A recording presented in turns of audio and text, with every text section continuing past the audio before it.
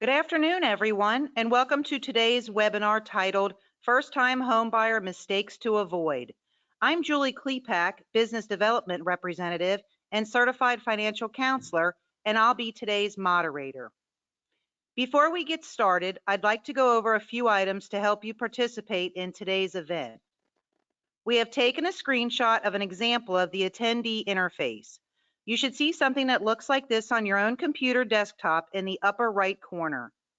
To expand or collapse your control panel, click the orange arrow button.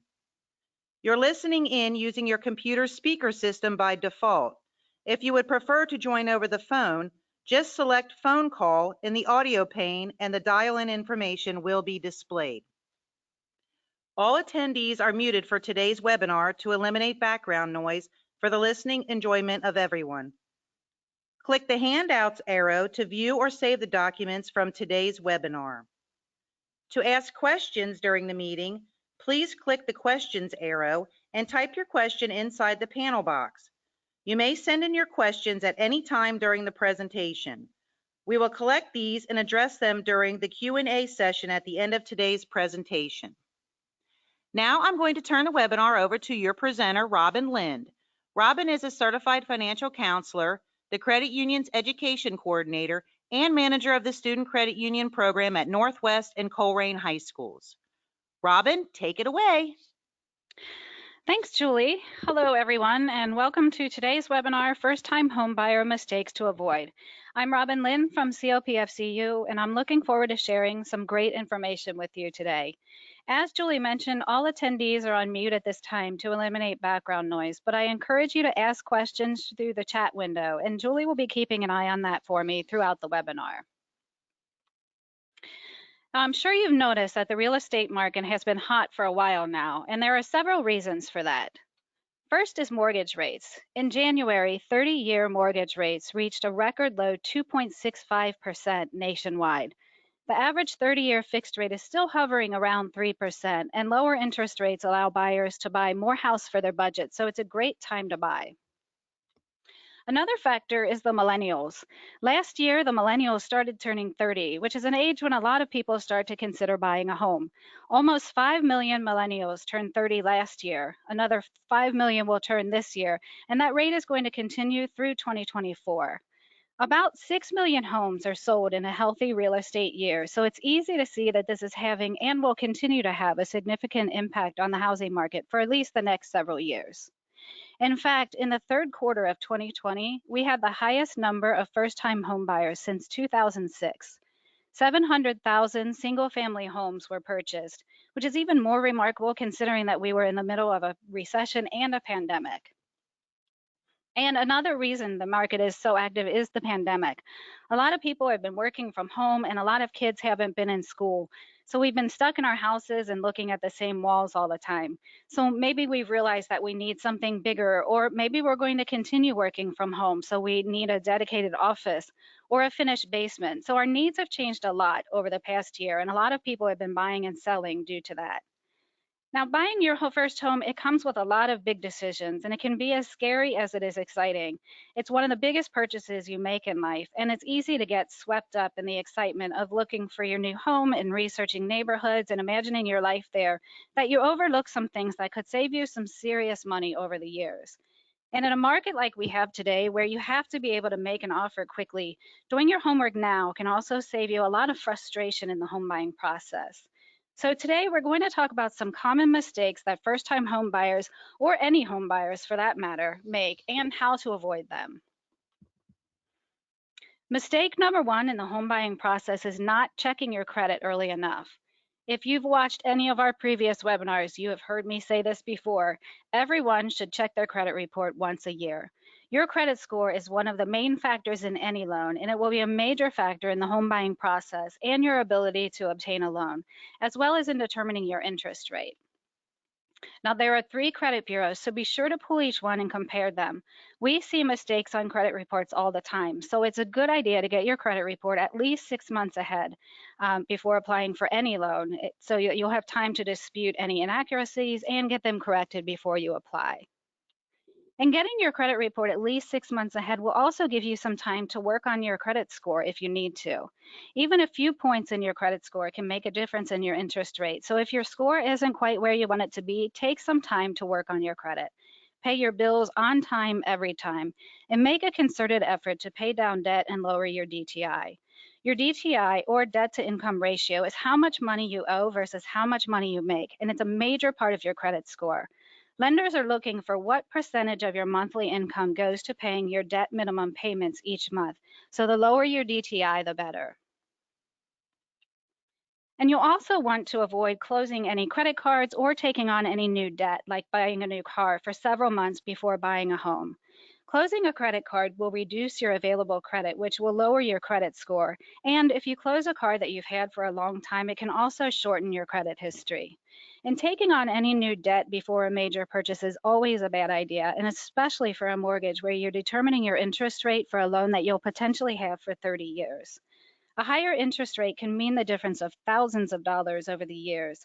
So anything you can do to keep your credit rating as high as possible in the months leading up to applying for your mortgage is a good idea. Mistake number 2 is underestimating the true cost of homeownership. When you think about buying a house, probably the first thing you think of is your down payment and your monthly mortgage payments. And while these are certainly major factors you'll want to consider, purchasing a home involves a lot of expenses beyond your monthly mortgage payments. One thing you'll need to consider are your closing costs. Closing costs are fees that you'll have to pay when you close on your mortgage. And these fees cover things like your loan origination fee, underwriting fee, any mortgage points that you might buy, and title insurance, just to name a few. Typically, these fees range from 2 to 5% of the home's value. So if you're buying a $200,000 home and your closing costs are 5%, that's $10,000 you'll either have to pay out of pocket or roll into your mortgage. Next is your property taxes. Your property tax will be determined by the township and county you live in and is assessed based on the value of your home.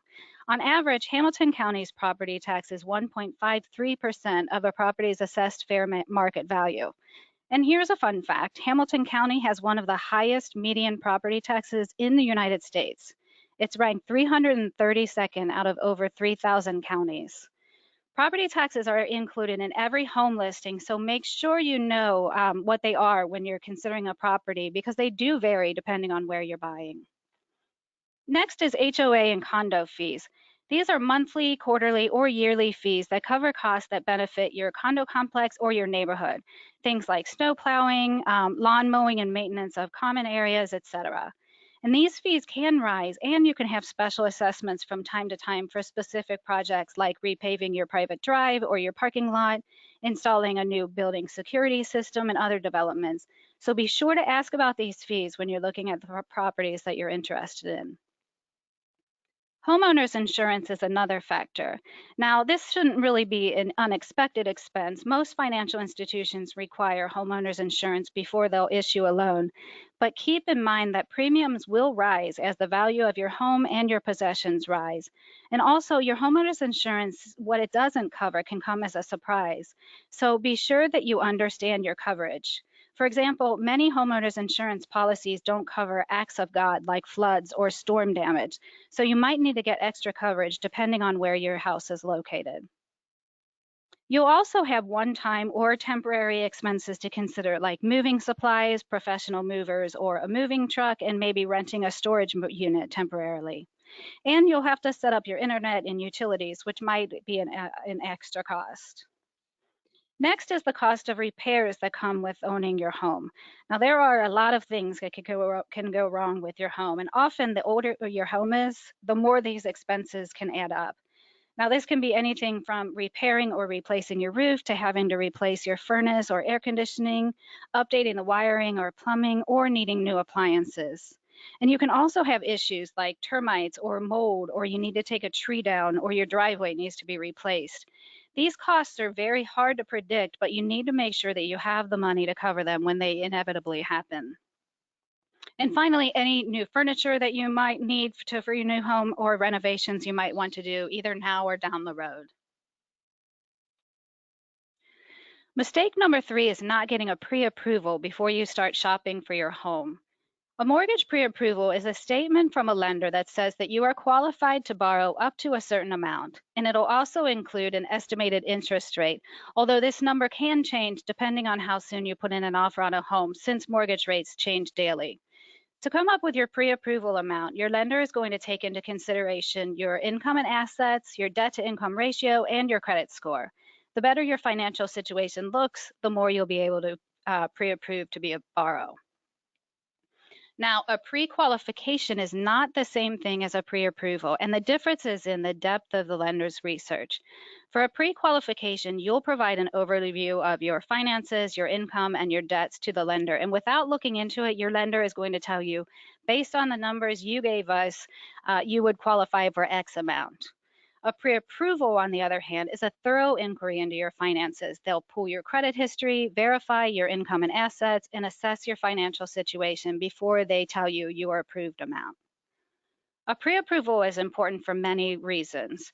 First, it lets you know what you're working with. You'll have a good idea of how much money you can borrow, which will save you time and energy since you won't be looking at homes you can't afford. Now, keep in mind, though, that you might be pre-approved for an amount that is more than what you can actually afford. A mortgage pre-approval only means that a loan officer has looked at your finances and determined how much money you can borrow and what your interest rate will be.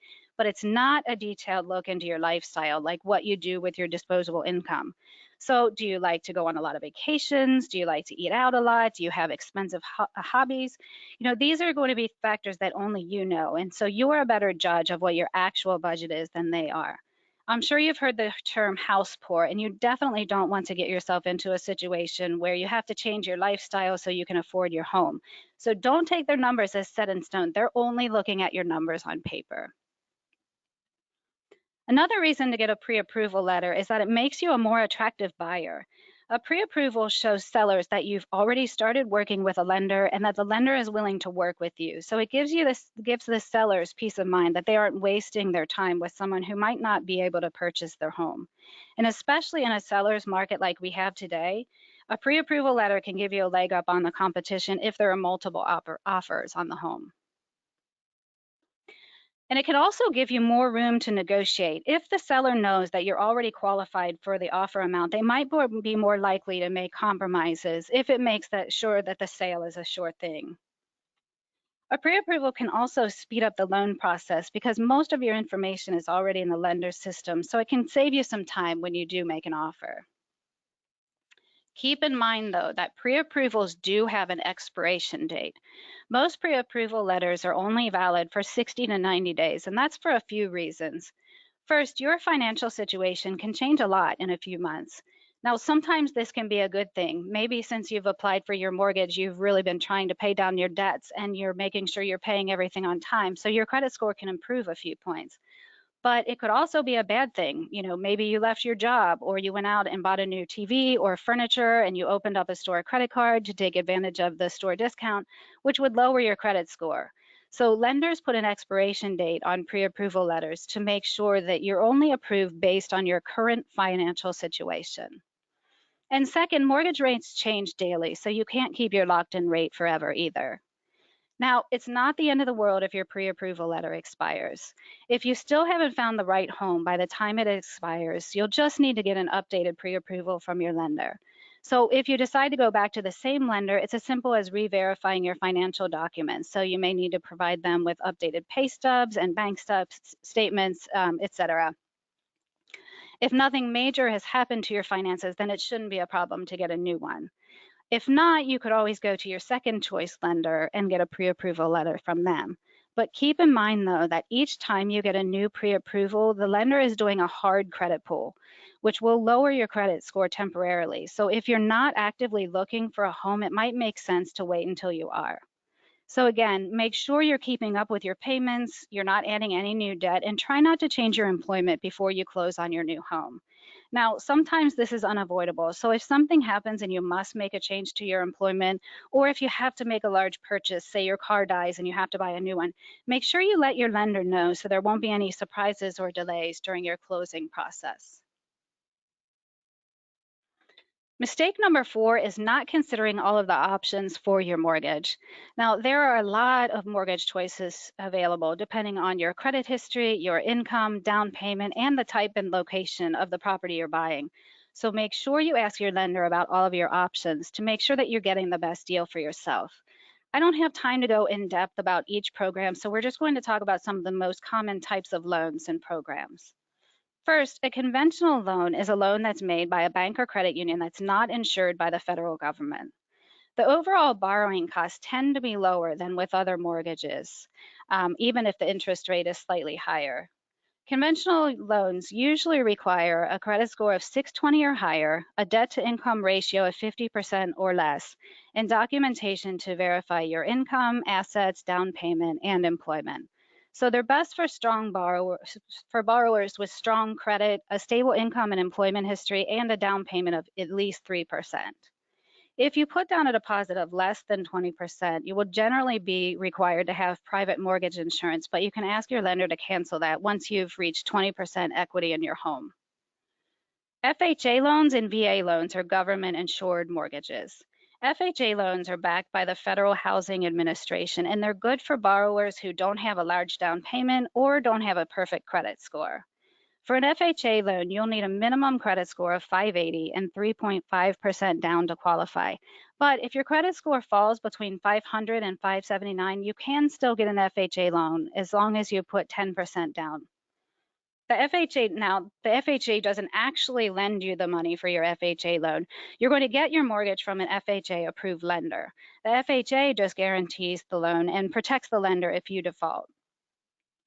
And while an FHA loan requires a lower down payment and has lower credit score standards, they do have stringent requirements, which might make the terms less favorable than other types of loans. For one, FHA loans require 2 types of mortgage insurance premiums, or MIP. One is going to be paid upfront, and the other is going to be paid monthly for the life of the loan if you put less than 10% down. These payments are deposited into an escrow account, and if you wind up defaulting on your loan, they'll use these funds to pay your mortgage payments. So that insurance is to protect your lender, not you. So sometimes when you add the MIP on top of your mortgage payments, you wind up paying more than with other types of mortgages. So make sure you compare them to make sure you're getting the best terms for your situation. Like an FHA loan, VA loans are specifically guaranteed by the government. A VA loan is a good option because it's pretty easy to qualify for and doesn't require a down payment. To qualify for a VA loan, you have to be either an active duty service member or an honorably discharged veteran, or if you've served in the National Guard or Select Reserve, or if you're the spouse of a service member who died in the line of duty. Now, VA loans have a lot of advantages. As I mentioned, they don't require a down payment, and you also won't have to pay PMI with a VA loan. There's also no minimum credit score requirement, and if you've had a bankruptcy or a foreclosure in your past, it won't permanently affect your chances. You can still qualify for a VA loan as long as it's been 2 years since the date of a bankruptcy or foreclosure. And you don't have to be a first-time home buyer to get a VA loan. As long as you pay it off each time, you can use a VA loan over and over again. Again, though, sometimes a conventional mortgage can be a better deal, so be sure to check out both options with your lender before you make your decision. A few other government programs include the Welcome Home program. This is a yearly program that provides grants to fund down payments or closing costs for the purchase of a new construction or existing home. These grants are available on a first come, first served basis. They usually come out in the spring. This year they started on March 1st, and there are limited amounts of funds for these grants, so when they're gone, they're gone. The grants are for $7,500 for military personnel and $5,000 for everyone else. There are income and home price limitations which change from year to year, so be sure to check with your lender for more information on that. The Good Neighbor Next Door program provides loans to law enforcement officers, EMTs, firefighters, and teachers in grades pre-K to 12. The home must be located in what is called revitalization areas, and you can look those up online, which areas are considered to be revitalization areas. And you must commit to living in the home for at least 3 years. Now, the homes that are available for purchase for this program are foreclosed properties that were FHA loans. So at any given time, there might only be a handful of homes available, or there might not be any. And USDA loans are for low to moderate income borrowers who are buying a home in a rural area. USDA loans require no money down, and they also have lower closing costs and a lower PMI than with an FHA loan. There are income limits to this one too, and they vary by the area you're buying in, so be sure to check with your lender. Now, I put more detailed information about all of these programs in your handouts, and you can also contact any of our loan officers for more information. So the bottom line is government loans can help you finance a home if you don't qualify for a conventional loan, if your credit score isn't perfect, or if you don't have a large down payment, but they often have restrictions and extra costs involved. So make sure you explore all of your options with your lender to make sure that you're getting the best deal for yourself and for your situation. Mistake number 5 is not shopping for lenders. Choosing the right lender can make a huge difference over the life of the loan. Even small variations in rates and fees offered by different lenders can make a big difference. For a $250,000 home, just a quarter of a percentage point on a 30-year mortgage rate can mean a difference of over $10,000 over the life of the loan. So it makes sense to read between the lines and understand which fees are negotiable and how to translate the fine print so that you can make sure that you're getting the best deal. Your credit score, income, and savings can all impact what mortgages and mortgage rates you'll qualify for. And even the property you're looking at and its price and location can influence which lender is going to be best for you. So before you do any lender comparison, make sure you know what your budget is and where you'd like to live.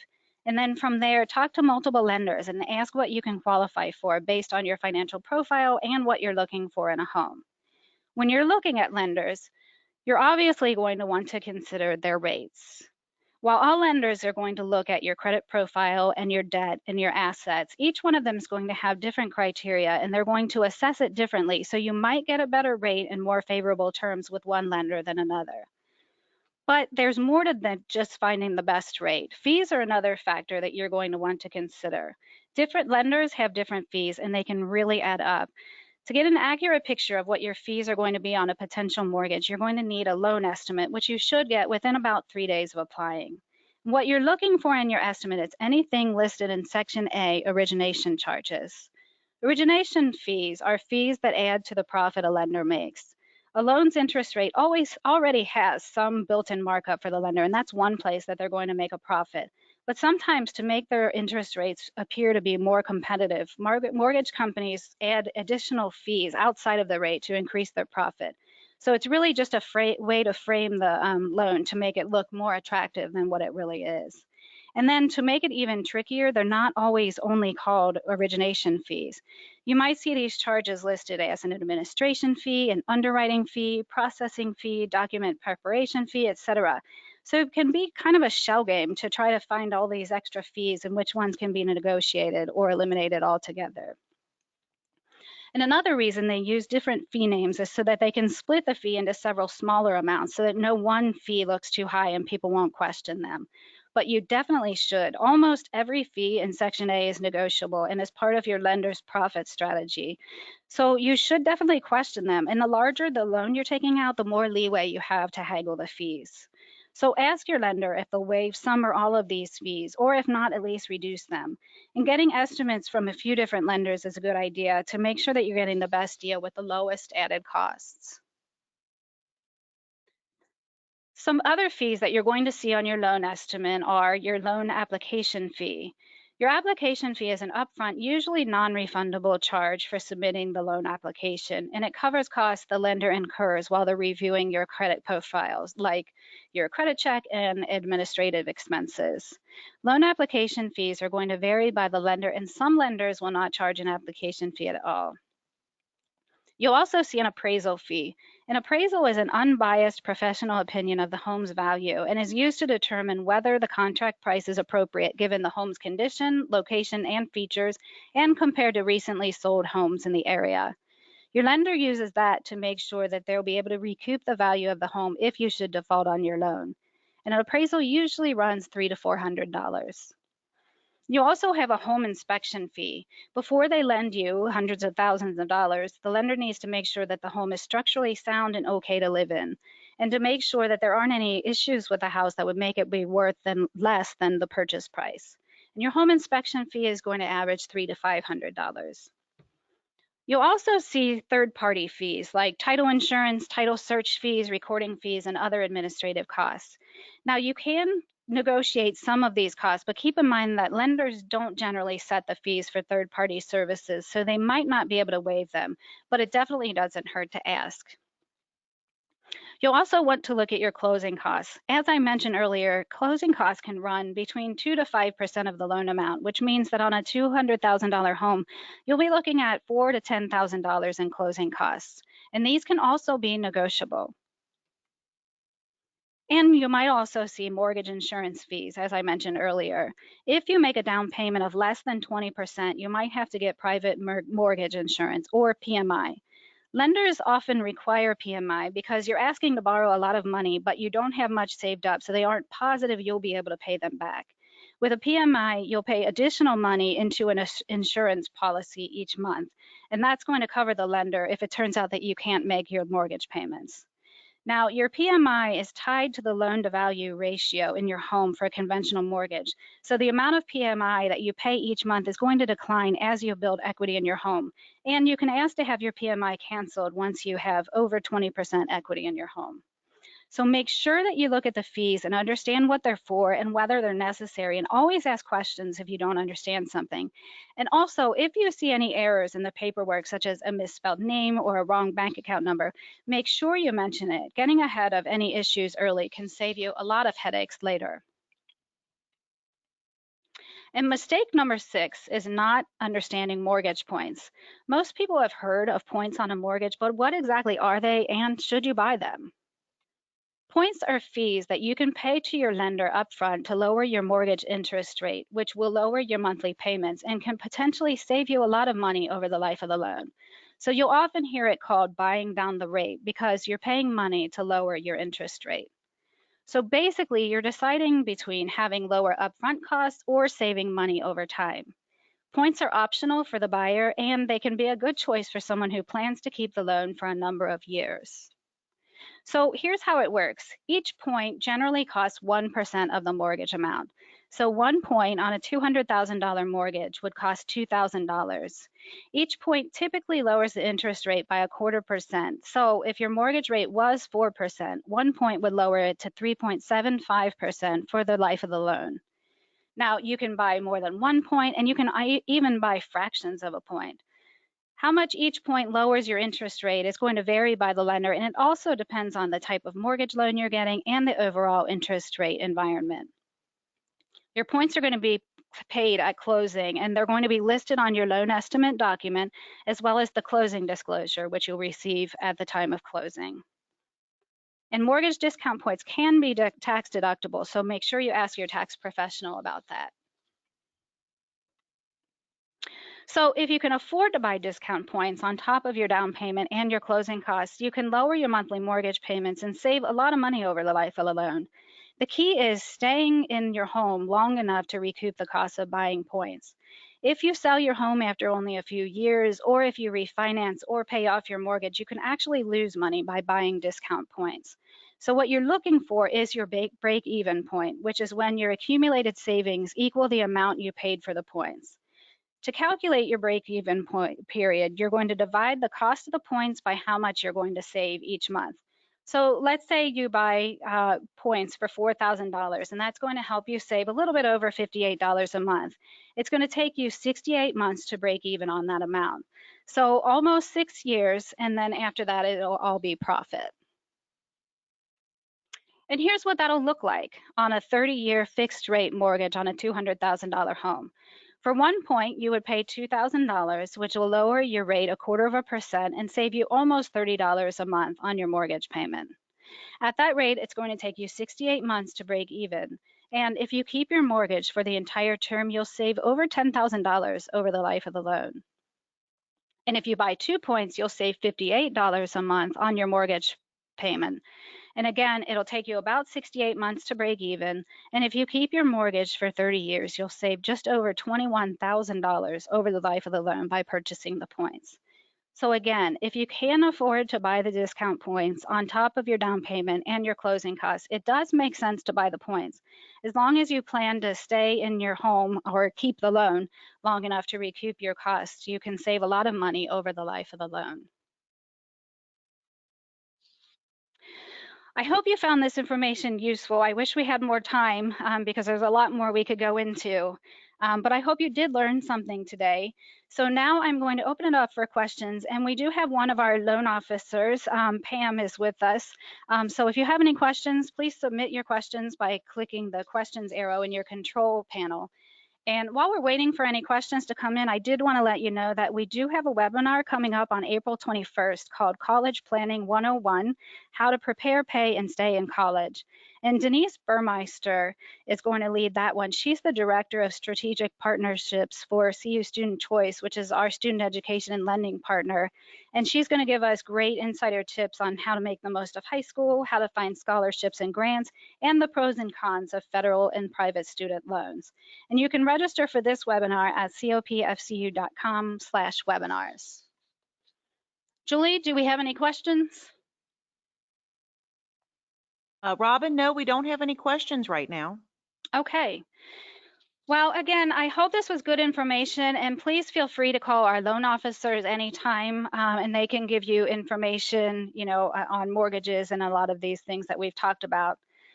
As I mentioned earlier, this webinar was recorded, so you should receive an email with the recording, and you can also access it and all of our other webinars at our website at copfcu.com/webinars.